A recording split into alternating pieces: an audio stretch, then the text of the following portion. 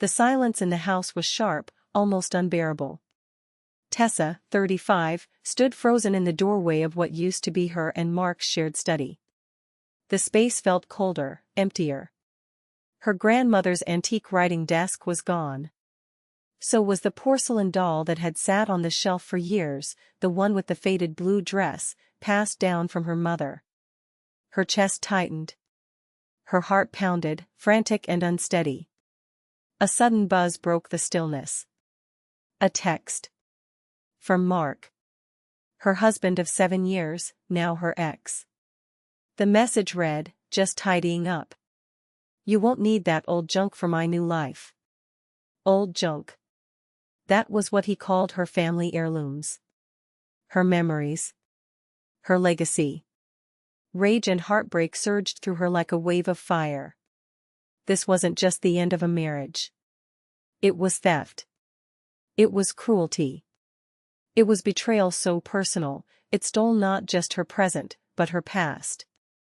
Before I dive into the full story, let me know where you're watching from.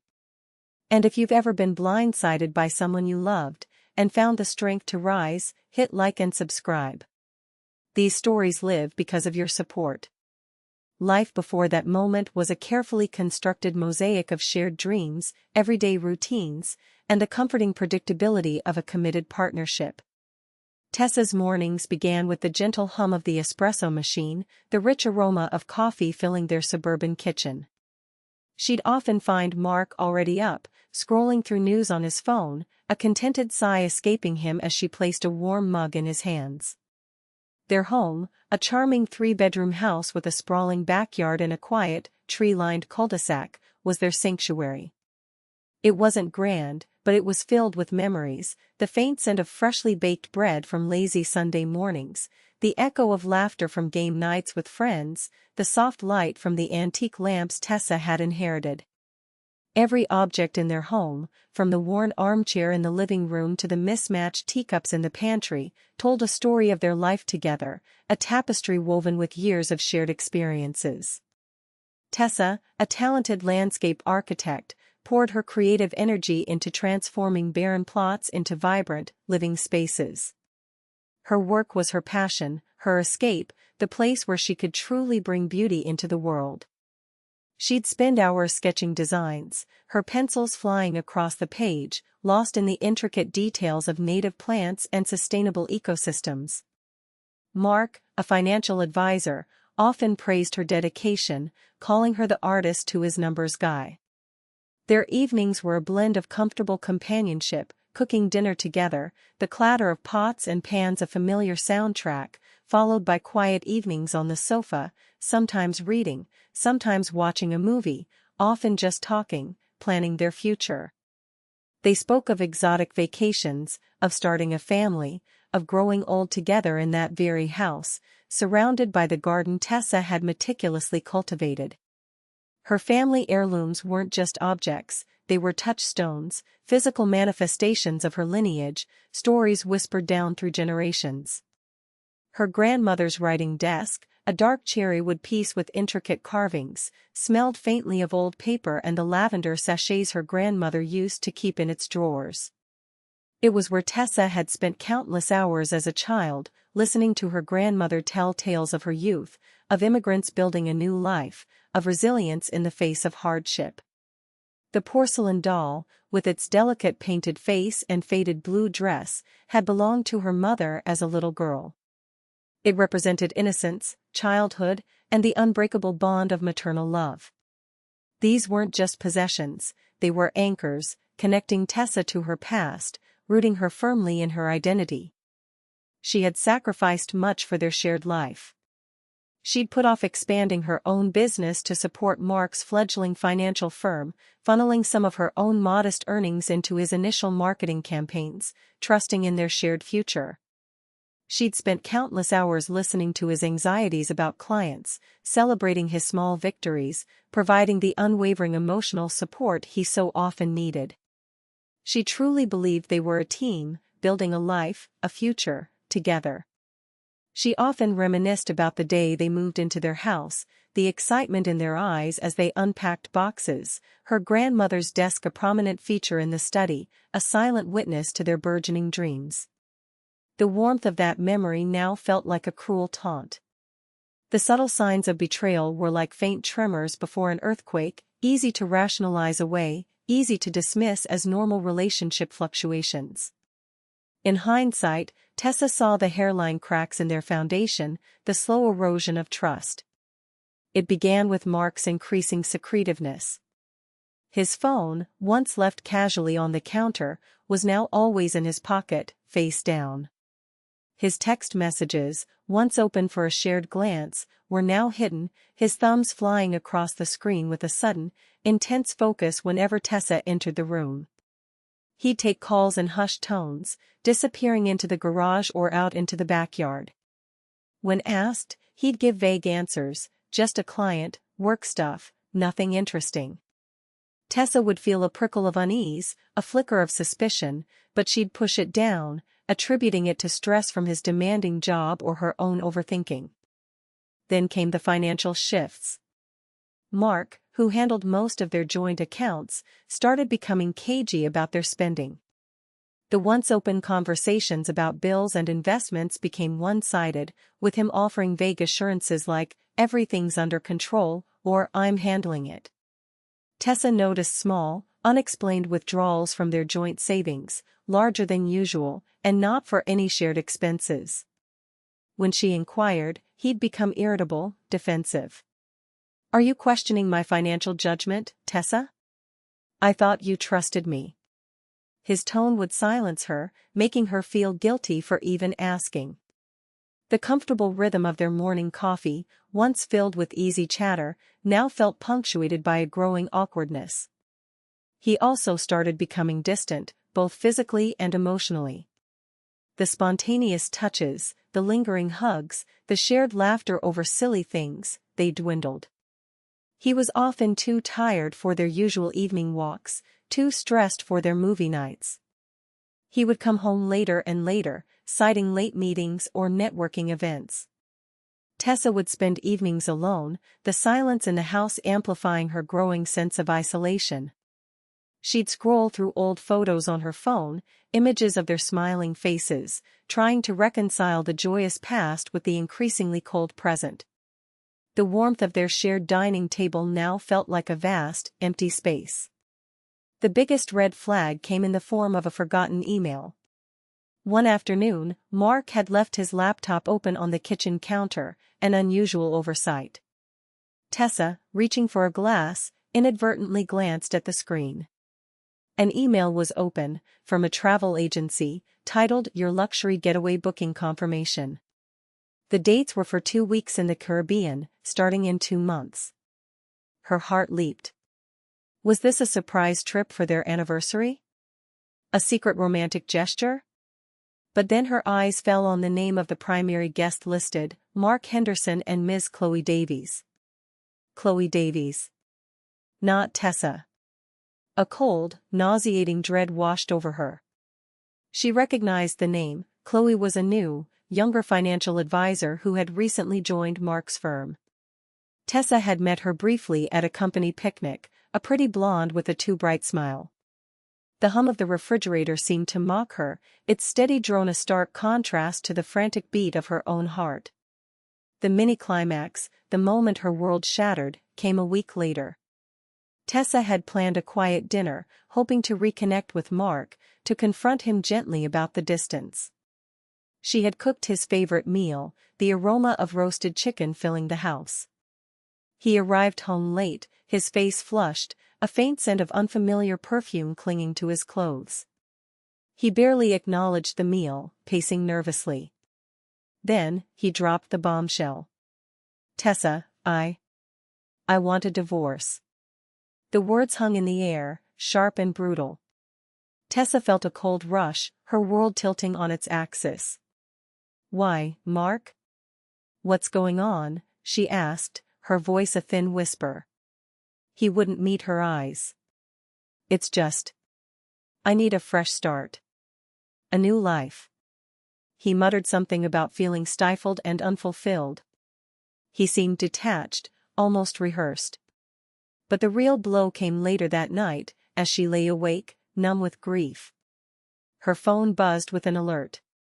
It was an email, a notification from a luxury real estate agency. A new listing had just gone up, a sprawling modern condo downtown, with a view of the city skyline. The listing photos were strikingly familiar, a sleek, minimalist interior, almost identical to the design preferences Chloe Davies had once gushed about at the company picnic. And then she saw the subtle details, a peculiar painting she'd seen in Chloe's office, a specific brand of high-end espresso machine Mark had recently admired.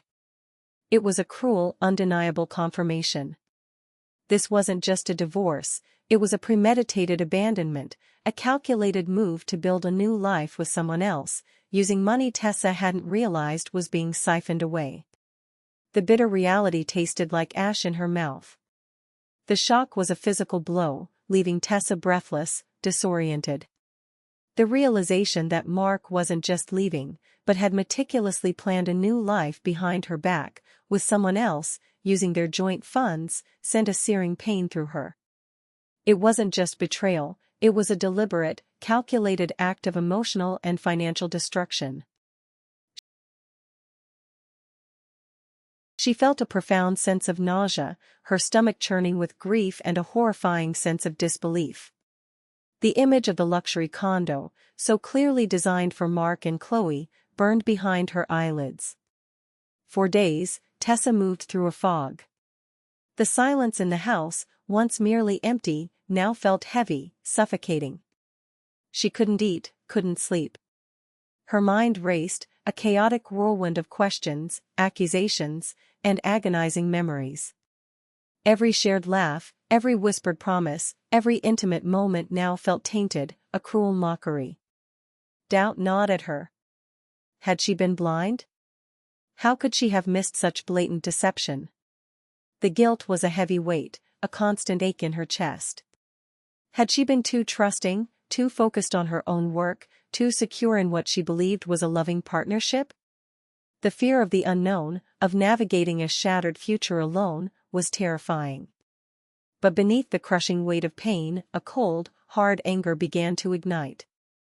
It wasn't the hysterical kind, it was a quiet, dangerous fire, fueled by the sheer audacity of Mark's actions. He hadn't just betrayed her, he had disrespected her, stolen from her, and treated her like a disposable object. He had planned his new life with such callous disregard for their shared past, for her feelings, for the years she had invested. The idea of him thriving, enjoying that luxury condo with Chloe, funded by their shared resources, while she picked up the pieces of her broken life, was an unbearable thought. The shift from victim to quiet resolve wasn't immediate. It was a slow, agonizing process, like a broken bone knitting itself back together, stronger than before. She sat in their living room, surrounded by the remnants of their life, and her gaze fell upon her grandmother's empty writing desk space, and the vacant spot where the porcelain doll used to sit. Those weren't just objects, they were symbols of her heritage, her connection to generations of strong women. The realization that Mark had likely sold them, not just for money, but to erase her past from his new life, was the final, unforgivable blow. That's when the decision solidified. This wasn't just about a divorce settlement, it was about justice. It was about reclaiming her dignity, her history, and ensuring that Mark faced the full consequences of his depravity. She started small, meticulously, like a landscape architect designing a complex new garden. She opened a new, separate bank account.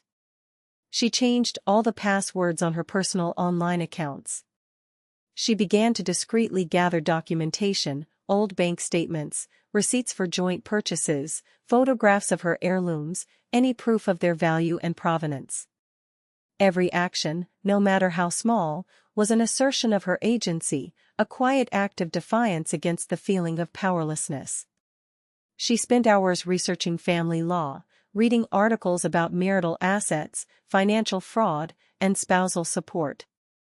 The more she learned, the more the cold anger transformed into a focused, strategic energy. She realized that while Mark had planned his escape, he had also left a trail. A long, damning trail. Her agency wasn't about revenge in the petty sense, but about seeking true accountability. She wasn't going to let him simply walk away with everything he'd stolen, both tangible and intangible. The vulnerability she had felt began to recede, replaced by a steely, quiet resolve. She wasn't just a heartbroken wife, she was a woman wronged, and she would fight with every fiber of her being to make sure justice was served. The tears still came, but they were now mixed with a burning determination. Mark wanted a new life?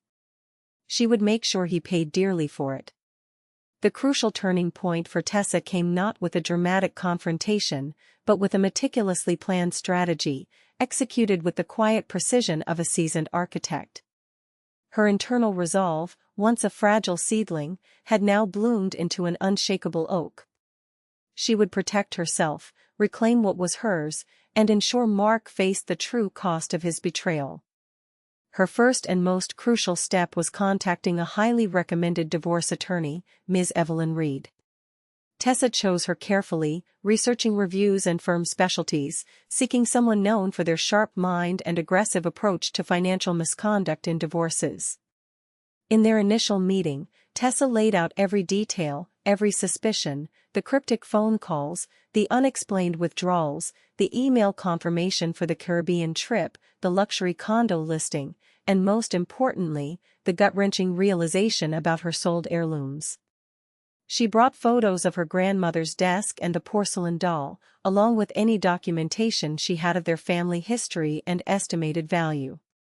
Ms. Reed listened, her expression unreadable, occasionally nodding and jotting down notes.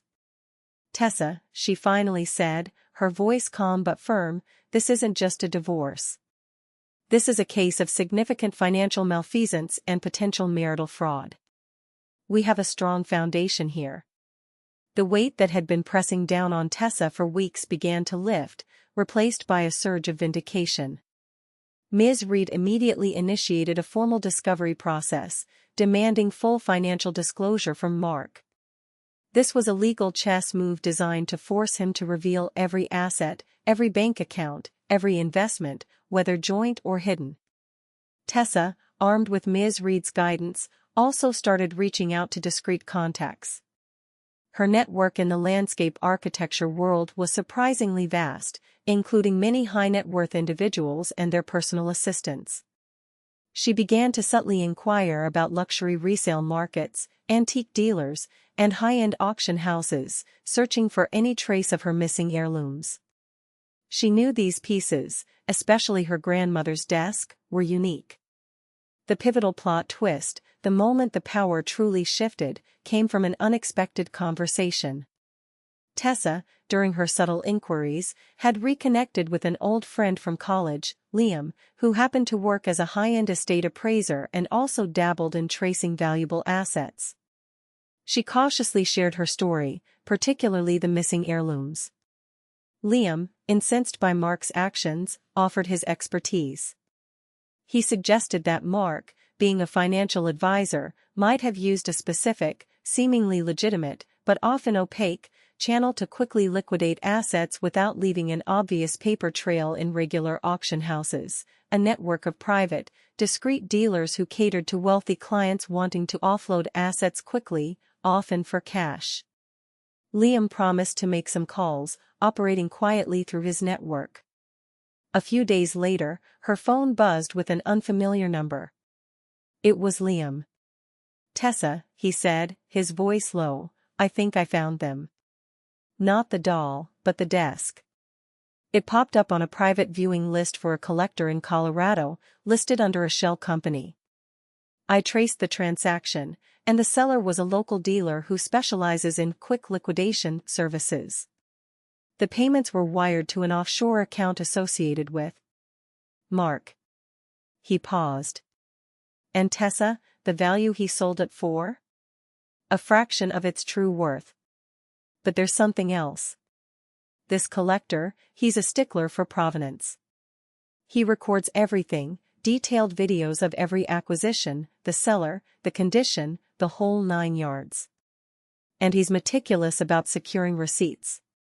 A cold, exhilarating rush went through Tessa. This was it. This wasn't just proof that Mark had sold her heirlooms, it was proof that he had deliberately concealed the transaction, used a shell company, and likely undervalued the assets to hide the funds. It was clear financial misconduct, likely involving tax evasion and fraudulent asset concealment during a divorce. Ms. Reed's voice echoed in her mind, financial malfeasance. This wasn't just about the heirlooms anymore, it was about the broader pattern of his illicit financial dealings. Liam, with his discreet help, had not only located the desk but had also unknowingly uncovered a hidden asset, a secret transaction, and a crucial piece of evidence that would expose the full extent of Mark's deceptive practices. The game had changed. The revelation about the offshore account and the undervalued sale of her grandmother's desk sent a shockwave through Tessa, chilling her to the bone even as it ignited a fierce sense of vindication. Mark hadn't just sold her heirlooms, he had engaged in a calculated, illicit scheme to hide assets and deprive her of her rightful share. This wasn't just a husband betraying his wife, this was financial fraud, a serious legal offense. Ms. Reed, upon hearing Liam's detailed findings and the implications of the offshore account, immediately revised their strategy. This was no longer just about contesting a divorce settlement, it was about exposing criminal financial activity. The demand letter they sent to Mark's legal team was now backed by irrefutable proof of asset concealment and questionable financial dealings. It laid out the specific details of the desk sale, the shell company, the offshore transfer, and a substantial undervaluation. The letter explicitly stated their intention to involve federal authorities for financial fraud and tax evasion if their demands were not met swiftly and completely. The tone was no longer a negotiation, it was a warning. Mark's initial reaction, as relayed by Ms. Reed, was one of explosive disbelief, followed by frantic denial. He tried to discredit Liam's information, to claim the offshore account was for legitimate business, to dismiss the heirloom sale as a misunderstanding. But the evidence was too concrete, too meticulously traced. His usual smooth charm and manipulative tactics were useless against undeniable financial records and a looming threat of criminal investigation. The shell company, designed for concealment, now served as a glaring spotlight on his illicit activities. The discreet plans began to unfold with satisfying precision. Ms. Reed, without Mark's knowledge, had already quietly alerted a contact within the IRS who specialized in tracking offshore accounts and asset concealment during divorce proceedings. She hadn't filed a formal complaint yet, but the mere mention of the evidence was enough to trigger preliminary interest. The legal pressure on Mark intensified dramatically. His own lawyer, undoubtedly aware of the severe implications of federal involvement, began to push Mark hard to settle. The threat of jail time, ruined reputation, and a full-blown financial audit was a far more potent motivator than simply losing half of their marital assets. Mark, once so confident in his ability to outmaneuver Tessa, was visibly crumbling. He became erratic, lashing out at his own legal team, making desperate phone calls to contacts who were now conveniently unavailable. His new life with Chloe, once so meticulously planned, was turning into a nightmare. Tessa heard through mutual acquaintances that Chloe was becoming increasingly uncomfortable, not with the idea of a luxury lifestyle, but with the sudden legal storm swirling around Mark. She wasn't signing up for a life of investigations and potential lawsuits. The lavish condo, once a symbol of their illicit future, now felt like a cage. The poetic justice of it all was almost too perfect. Mark, who had so cruelly dismissed Tessa's heirlooms as old junk and tried to erase her past for his financial gain, was now facing the very real prospect of losing everything he had built, his career, his reputation, his financial security, and the new life he had so selfishly stolen. He had underestimated Tessa, had seen her as a heartbroken woman easily dismissed.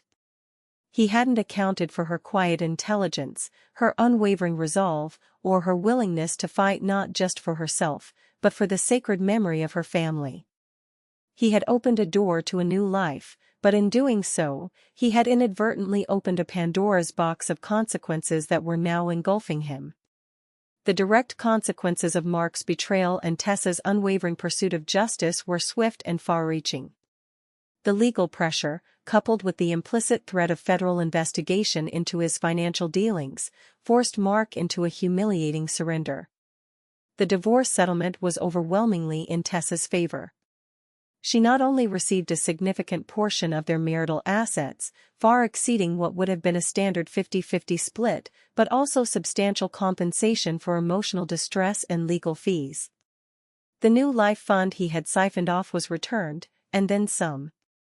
The most satisfying victory, however, wasn't just financial. Through Ms. Reed's relentless efforts and Liam's discreet network, her grandmother's antique writing desk was recovered from the collector in Colorado.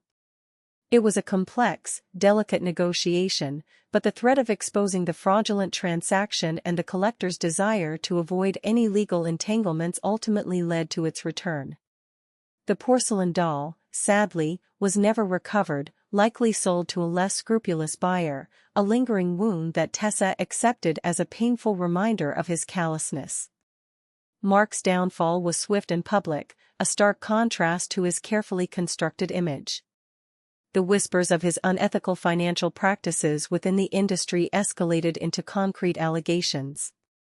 The private network of discreet dealers he had used to hide assets was exposed, leading to widespread investigations that implicated him in larger schemes of financial misconduct. His financial advisory firm, already struggling, collapsed under the weight of client withdrawals and regulatory scrutiny. His professional licenses were revoked, his reputation utterly destroyed. The luxury condo, once a symbol of his illicit dreams, was eventually foreclosed upon. Chloe, seeing the full extent of his troubles and realizing the new life was not what she had envisioned, quickly distanced herself. Mark was left with nothing but the ruins of his ambition, facing potential legal action beyond the divorce settlement. The man who had sought to erase Tessa's past for his own gain was now stripped of his own future, a vivid demonstration of poetic justice. For Tessa, the path to recovery was layered and profound. The initial shock and pain slowly receded, replaced by a quiet strength she hadn't known she possessed. She spent countless hours with her grandmother's desk, running her fingers over the familiar carvings, a tangible link to her heritage restored. Its presence in her renovated home office was a constant reminder of resilience and the power of family. She poured herself into her landscape architecture business, now with renewed passion and resources. She hired more staff, took on bigger projects, and her reputation for meticulous design and ethical practice soared. Her company, once a side hustle, blossomed into a thriving enterprise, recognized for its innovative and sustainable designs. The financial stability gave her freedom, allowing her to invest in her own growth, to travel, to explore new passions without the shadow of Mark's betrayal. The emotional scars lingered, of course. Trust, once freely given, now came with a healthy dose of discernment. But the experience had also deepened her understanding of herself. She had faced the darkest form of betrayal and emerged not broken, but transformed. She found solace in her newfound independence, in the quiet joy of building something entirely her own, something beautiful and honest. She reconnected with old friends, nurtured new relationships, and found community in unexpected places. Her home, once a shared space, was now truly her sanctuary, filled with a sense of peace and self-possession. She often found herself smiling, not with bitterness, but with a deep, abiding contentment. She had lost a husband, but she had gained herself, stronger, wiser, and more resilient than ever before. The soft light of dawn filters through the tall windows of my studio, illuminating the intricate patterns of a new landscape design taking shape on my large digital screen. The scent of freshly brewed jasmine tea fills the air, a calm, comforting aroma that has become a staple of my mornings. My company, Viridian Designs, is thriving. We've secured major contracts, expanding our reach beyond local projects to national commissions. My team is a vibrant, talented group, their enthusiasm infectious, their dedication a mirror of my own. The quiet hum of the high-end workstations is the soundtrack to creation, a far cry from the oppressive silence of the house after Mark left. My grandmother's writing desk stands proudly in the corner of my office, a constant source of inspiration and a powerful symbol of resilience. I often run my hand over its smooth, polished surface, remembering her stories, feeling the strength of her legacy. It's more than just an antique, it's a monument to the truth, to the power of perseverance. The porcelain doll, though never recovered, exists vividly in my memories, a bittersweet reminder of what was lost, but also of what was reclaimed through fierce determination. Mark's name rarely comes up now. He's a cautionary tale in the industry, a ghost of a promising career ruined by greed and deceit. His new life never materialized beyond a brief, chaotic flicker. He lost everything, precisely because he believed he could take everything. The poetic justice of his downfall is a quiet satisfaction, not a triumphant roar. I didn't set out for revenge, not truly. I set out for justice, for accountability, and in doing so, I found a strength within myself I never knew existed. My life now is rich, full, and authentically mine. I travel for work, explore new cultures, and find joy in the simple, everyday moments. A perfect cup of coffee, the vibrant colors of a new design taking shape, the laughter of friends, the quiet satisfaction of a job well done. The betrayal, once a gaping wound, has healed into a strong, resilient scar, a testament to my ability to overcome profound adversity. I am independent, self-reliant, and fiercely protective of my peace. I built this life, brick by brick, design by design, on a foundation of integrity and an unwavering belief in my own worth. I am Tessa, and I made sure he lost everything because he tried to take what truly mattered. I found my own new life, one built on my terms, with my values, a life infinitely richer than anything he could have ever imagined. If this journey from betrayal to empowerment moved you, hit that like button and subscribe for more stories of unbreakable spirits. Share in the comments, have you ever had to rise above someone's cruelty? Your story could inspire others.